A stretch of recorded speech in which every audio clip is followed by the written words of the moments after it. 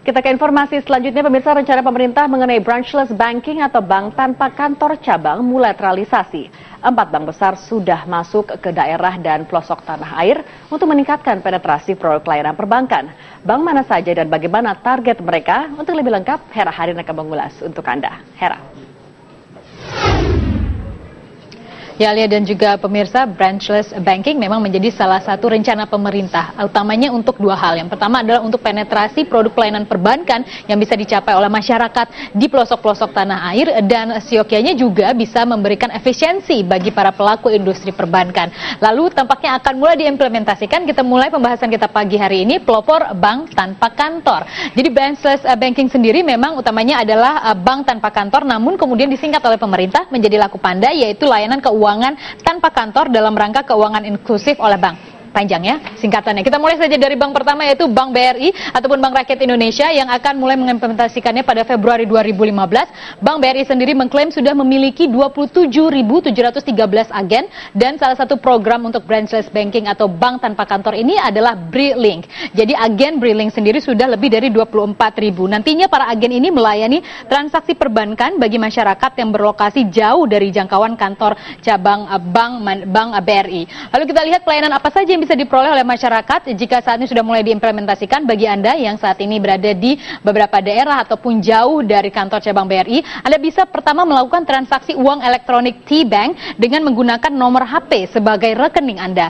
Kemudian yang kedua juga, Anda bisa membuka tabungan murah, yaitu tabungan yang bisa dibuka tanpa biaya administrasi. Dan nantinya saldo maksimal di tabungan murah ini adalah 10 juta rupiah. Maksimal transaksi debitnya senilai 5 juta rupiah. Untuk transaksi mencakup tarik tunai, transfer, pembayaran, sehingga pemindah bukuan. Jadi maksimal adalah 5 juta rupiah.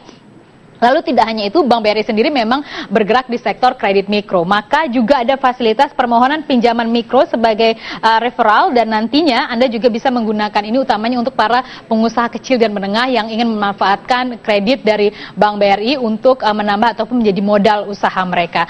Dan tidak hanya itu, BRI juga optimistis bisa mencapai target volume transaksi mencapai 22,4 triliun rupiah pada tahun 2015 hingga akhir tahun 2015, pasca nanti branchless banking ini diimplementasikan di daerah-daerah. Hingga Februari tahun 2015, dari Januari tahun 2014, jadi artinya ada setahun lebih yang lalu, sudah ada total volume transaksi yang mencapai 18,2 miliar rupiah, sehingga ada tersisa sekitar 4 triliun rupiah, dan tampaknya BRI optimistis bisa mencapai target 22,4 triliun rupiah lebih hingga akhir tahun 2014. Dari Bank BRI kita bergerak ke Bank Mandiri. Bank Mandiri merupakan salah satu bank juga yang melakukan implementasi dari program branchless banking ini dengan transaksi via telepon genggam. Jadi memang lebih kepada mobile based.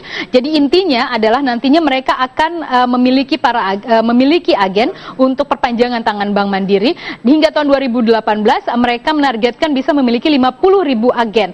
Namun hingga akhir tahun 2015 sendiri mereka masih bisa memiliki sekitar 9.000 agen. Jadi ada sebuah optimistis yang cukup tinggi dari Bank Mandiri untuk menambah agennya dari 9.000 agen menjadi 50.000 agen pada tahun 2018 mendatang. Lalu pertanyaannya kemudian, seperti biasa, pelayanan perbankan apa saja yang bisa didapatkan selain tadi seperti BBRI, ada bisa kredit mikro, kemudian juga bisa membuka tabungan. Untuk Mandiri sendiri juga bisa membuka produk tabungan dasar yang mereka beri nama adalah tabunganmu. Jadi bukan tabunganku, tabunganmu ya. Mungkin sama maknanya. Baik. Lalu kita lihat bagaimana transaksi transfer dan pembayaran online juga bisa dilakukan dengan program ini. Mobile based adalah menjadi intinya. Jadi nanti bukan dalam bentuk telepon genggam Anda yang akan mengeluarkan uang, mungkin itu teknologi masih akan jauh, namun ada mesin yang bisa tersedia di warung ataupun toko tempat tinggal Anda, di sekitar tinggal Anda, untuk bisa melakukan transaksi yang Anda butuhkan. Lalu tidak hanya itu, target penambahan 250.000 rekening hingga tahun 2015 dan target 50 hingga 100 juta nasabah dalam waktu yang singkat. Bank Mandiri.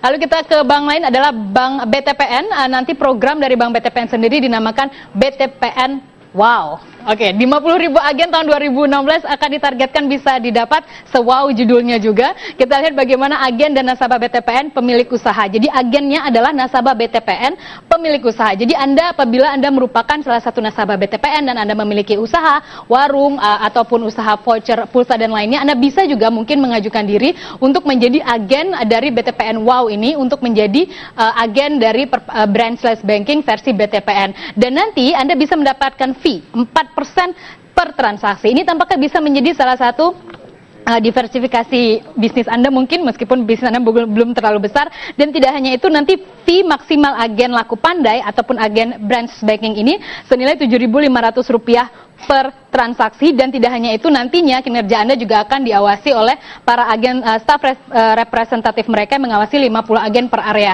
Terakhir adalah Bank BCA yang memiliki kartu laku yang seharusnya seharga Rp5.000, nanti per kartu akan didiskon hanya Rp2.000 per kartu, dan Anda juga bisa menabung dan tarik tunai dan menargetkan 19 hingga 20 juta pelanggan. Wilayah utamanya nanti yang akan mulai diimplementasikan adalah wilayah Jawa utamanya. Nah, ada Grobogan, Jombang, Jepara, Wonogiri, dan juga Wonosari. Ada dua hal untuk branchless banking ini. Yang pertama pastinya target pemerintah untuk penetrasi perbankan, layanan produk perbankan lebih maksimal oleh masyarakat, utamanya di pelosok daerah-daerah perbatasan wilayah misalnya, dan untuk perbankan sendiri bisa melakukan efisiensi.